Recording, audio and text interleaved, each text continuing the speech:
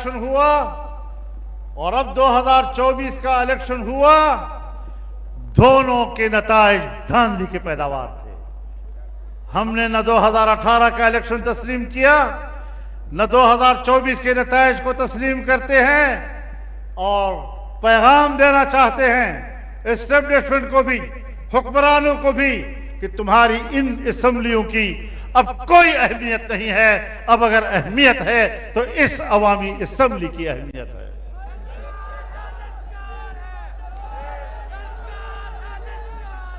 अब फैसले यहां पर होंगे,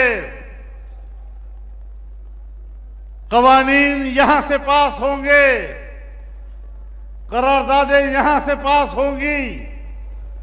मुल्क के मुस्तकबिल का फैसला अवाम ने करना है।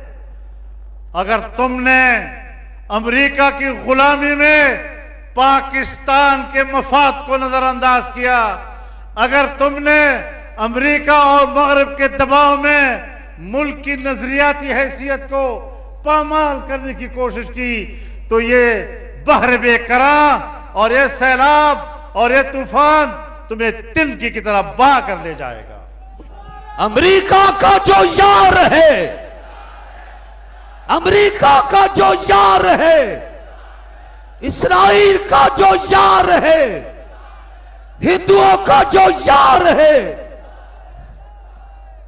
यह अज़ीमुश्शान इज्तिमा, इसे सिर्फ अवाम का इज्तिमा मत समझिए, इसे लोगों का इज्तिमा मत समझिए। ये इनकलाब का आगाज है, ये इनकलाब का नारा है। और हम यहां से उठेंगे तो इनकलाब के जज्बे से उठेंगे और फिर बताएंगे कि अब तुम्हारी हुक्मरानी है या हमारी हुक्मरानी है। कायद कदम बढ़ाओ, कायद कदम बढ़ाओ। कायद जमीयत मौलाना फजलुर रहमान।